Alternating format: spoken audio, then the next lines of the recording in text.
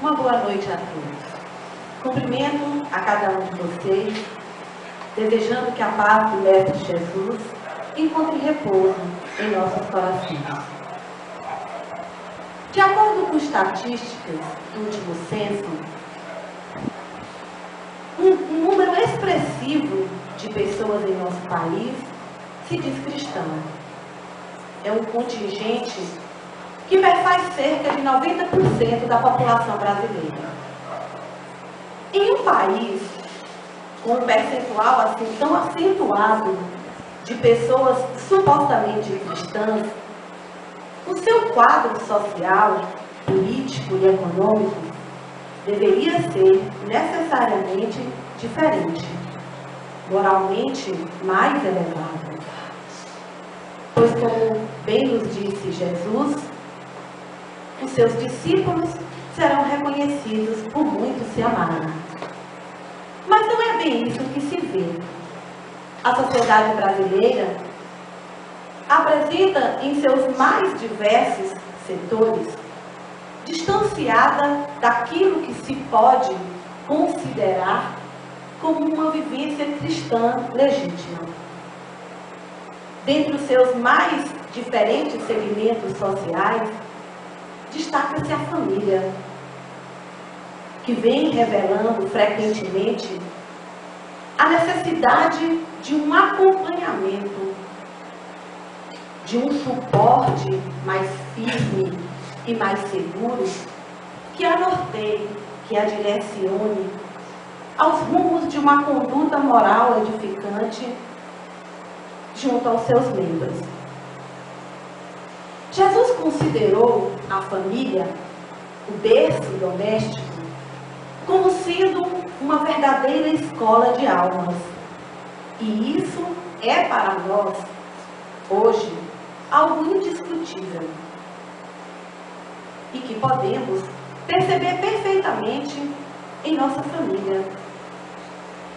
Que no processo reencarnatório, a constituição de um grupo familiar não parte necessariamente de uma reunião de almas afins, mas sim, na maioria das vezes, de espíritos devedores uns dos outros, no exercício do perdão e da reconciliação. Portanto, é no lar, sob o mesmo teto, na condição de pais, de filhos e de irmãos, que os espíritos se reencontram. É nesse ambiente familiar que são oferecidas as oportunidades de um novo aprendizado moral, de desenvolvimento de sentimentos oriundos do amor.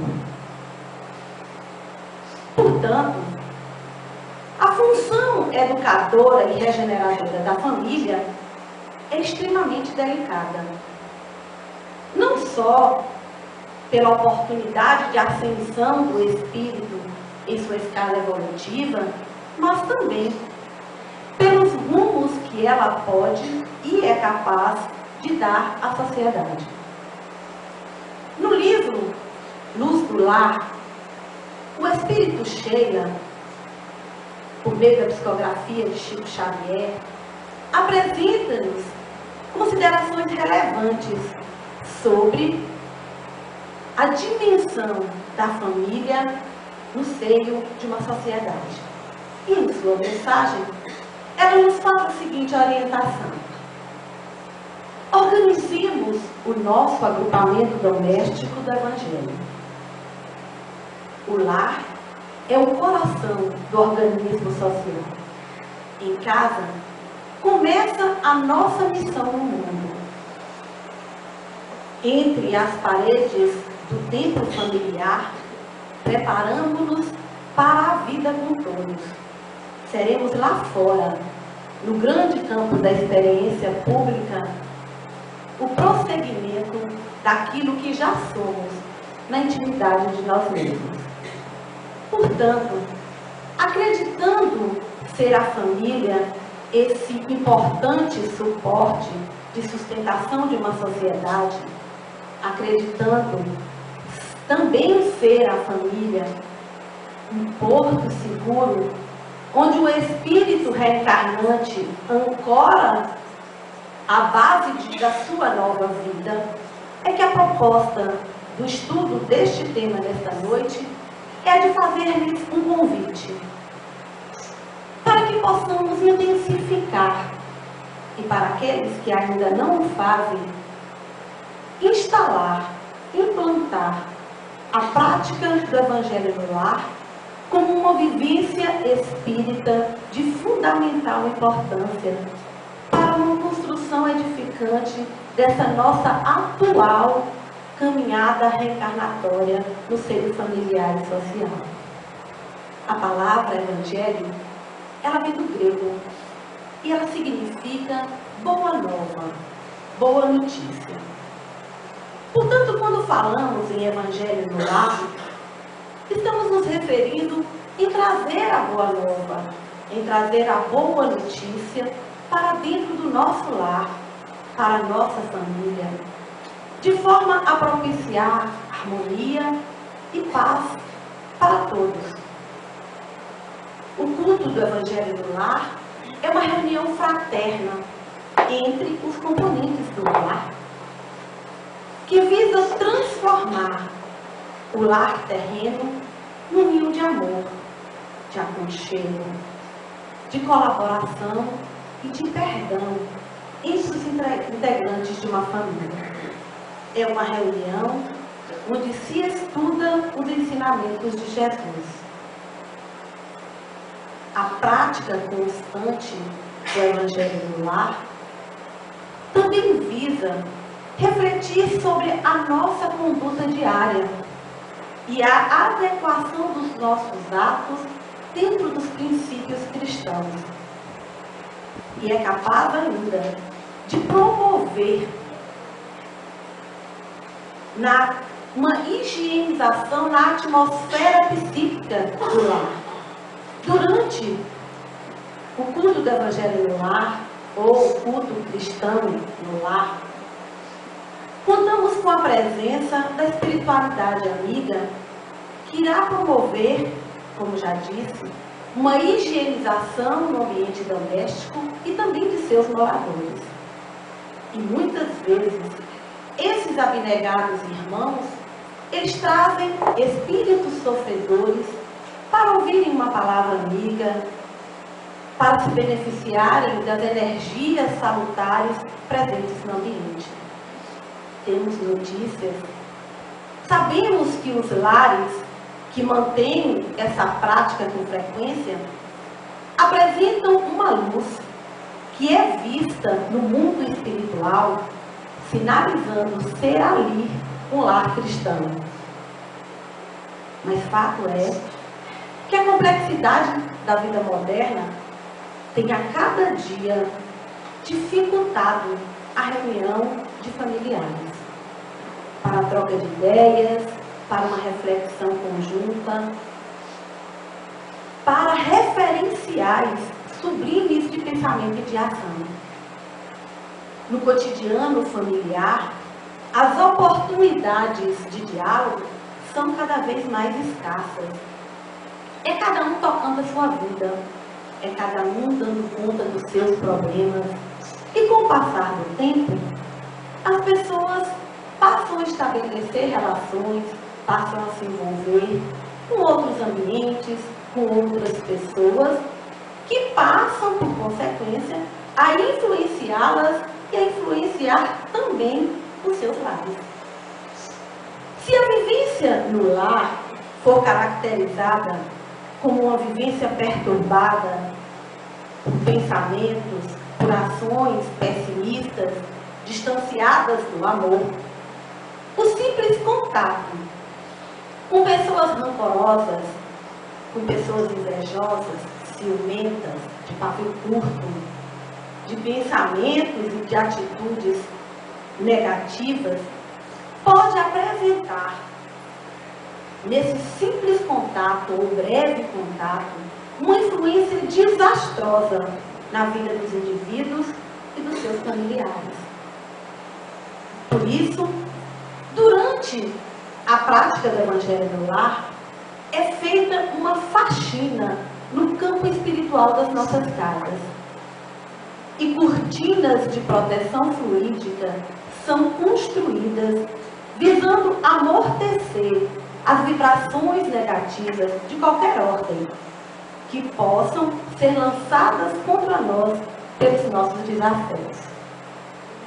Dentro dessa realidade, a prática do Evangelho no lar, então, ela se apresenta para nós como um instrumento essencial para que as nossas famílias possam, aos poucos, transformar a nossa casa material num refúgio, num ponto de refazimento das energias espirituais. E isso nos disse Jesus. Porque as referências históricas do Evangelho no lar remontam à época de Jesus, conforme relato do espírito Nélio Lúcio no livro Jesus no Lar. Nesse livro, psicografado por Chico Xavier, é narrada a primeira dessas reuniões, quando Jesus, provisoriamente instalado na casa de Simão Pedro, depois de ouvir algumas conversas improdutivas, ele inicia o seguinte diálogo: Simão, que faz o pescador quando se dirige para o mercado com os frutos de cada dia? O apóstolo respondeu hesitante: Mestre, naturalmente escolhemos os peixes melhores. Ninguém compra os resíduos da pesca. Jesus sorriu e perguntou de novo: E o olheiro, que faz para atender a tarefa a que se propõe? Certamente, Senhor, modela o barro, imprimindo-lhe a forma que deseja. O amigo celeste, de olhar compassivo, insistiu: E como procede o carpinteiro para alcançar o trabalho que pretende? Pedro informou sem vacilar: Lavrará a madeira, usará a enxó e o serrote, o martelo e o formão. De outro modo, não aperfeiçoará a peça bruta. Calou-se Jesus por alguns instantes e disse: Assim também é o lar diante do mundo, Pedro. O berço doméstico é a primeira escola e o primeiro templo da alma. Se o negociante seleciona a mercadoria, se o marceneiro não consegue fazer um barco sem afeiçoar a madeira aos seus propósitos, como esperar uma comunidade segura e tranquila sem que o lar se aperfeiçoe? A paz do mundo começa sobre as telhas a que nos acolhemos. Se não aprendemos a viver em paz entre quatro paredes, como aguardar a harmonia das nações? Se nos não habituamos a amar o irmão mais próximo, associado à nossa luta de cada dia, como respeitar o Pai eterno que nos parece distante? Jesus renunciou a olhar pela sala modesta e continuou: Pedro, acendamos aqui, em torno de quantos nos procuram a assistência fraterna, uma claridade nova. A mesa de tua casa é o lar do teu pão. Nela recebes do Senhor o alimento para cada dia. Por que não instalar ao redor dela a sementeira da felicidade e da paz, na conversação e no pensamento? O Pai, que nos dá o trigo através do sol, envia-nos a luz através do céu. Simão Pedro aceitou a sugestão do mestre e então Jesus, convidando os familiares do apóstolo à palestra edificante e à meditação elevada, desenrolou os escritos da sabedoria e abriu na terra o primeiro culto cristão no lar. Este relato, ele só reforça a necessidade de criarmos este momento em nosso lar. Juntos, harmonizados pela palavra do Evangelho, estaremos em melhores condições para pedirmos as bênçãos e o auxílio do Mestre.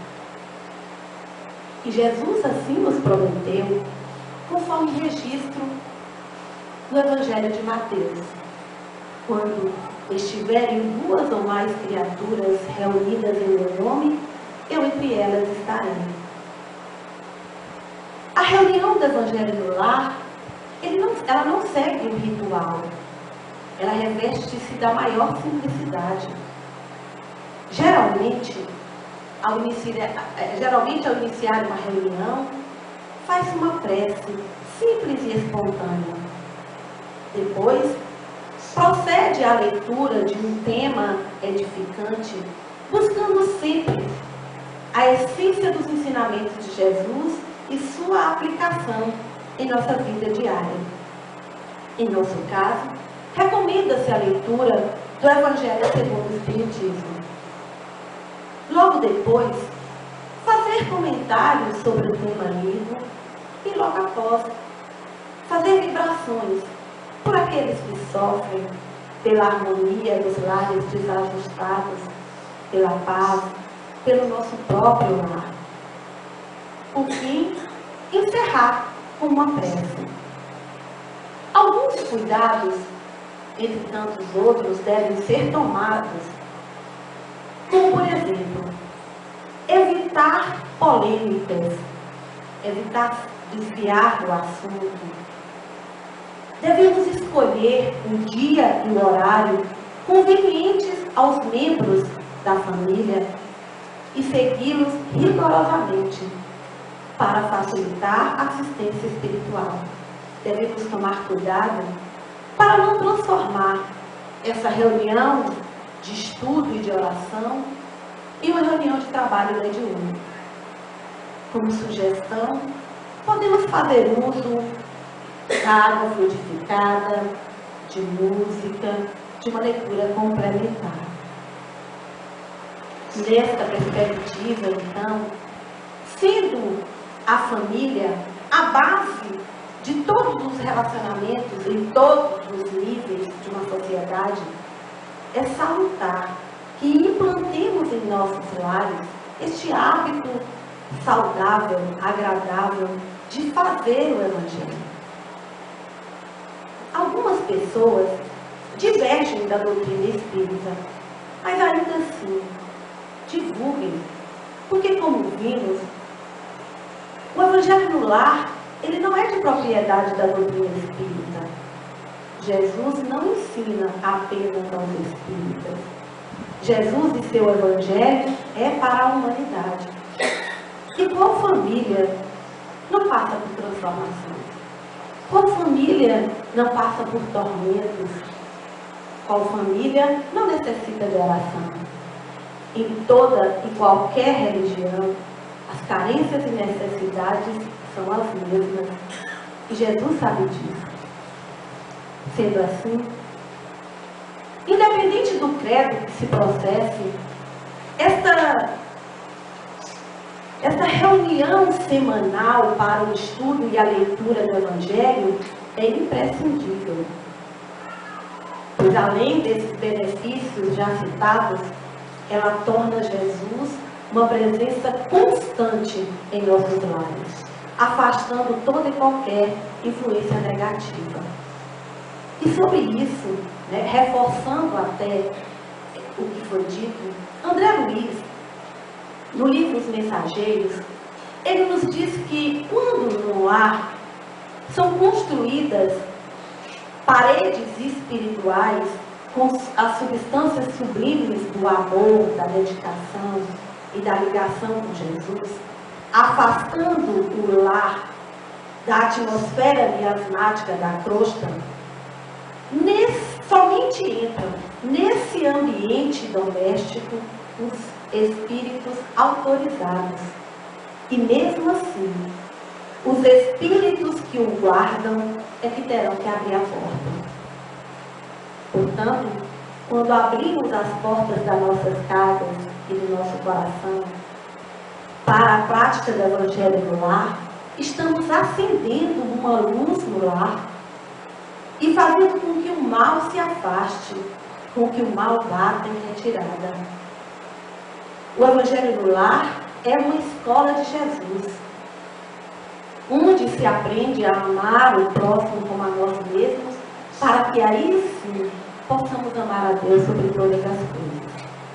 Para uma conclusão final, meditemos um pouco sobre uma pequena mensagem de Joana de Ângeles, psicografada por Divaldo Franco, intitulada Jesus Contigo. Nessa mensagem, Joana de Ângeles, ela faz de maneira sublime e poética uma convincente recomendação sobre a importância e a prática do Evangelho do Lar. E ela assim nos diz: dedica uma das 7 noites da semana ao culto do Evangelho no lar, para que assim Jesus possa pernoitar em tua casa. Prepara a mesa, coloca a água pura, abre o Evangelho, distende a mensagem de fé, enlaça a família e ora. Jesus virá em visita. Quando o lar se converte em santuário, o crime se recolhe ao museu. Quando a família ora, Jesus se demora em casa. Quando 2 corações se unem nos liames da fé, o equilíbrio oferta bênçãos de consolo e a saúde derrama vinho de paz para todos. Jesus no lar é vida para o lar. Não aguardes que o mundo te leve à certeza do bem invariável. Distende da tua casa cristã a luz do Evangelho para o mundo atormentado. Pois quando a família ora em casa, reunidas nas blandícias do Evangelho, toda a rua recebe o benefício da comunhão com o alto. Se alguém, num edifício de apartamentos, alça aos céus a prece da comunhão em família, todo o edifício se beneficia, qual lâmpada ignorada acesa na ventania. Não te afastes da linha direcional do Evangelho entre os teus familiares. Continua orando, fiel, estudando com os teus filhos e com aqueles a quem amas as diretrizes do Mestre. E quanto possível, debate os problemas que te afligem à luz clara da mensagem da Boa Nova. E examina as dificuldades ante a inspiração consoladora do Cristo. Não demandes a rua desta noite, senão para inevitáveis deveres que não possas adiar. Demora-te em casa, para que o divino hóspede aí também se possa demorar. E quando as luzes se apagarem à hora do repouso, ore mais uma vez, comungando com ele, como ele costuma fazer, a fim de que, ligado a ti, possas, em casa, uma vez por semana, em 7 noites, ter Jesus contigo. Eu agradeço a atenção de todos e desejo-lhes uma boa noite e um bom retorno ao seu lar.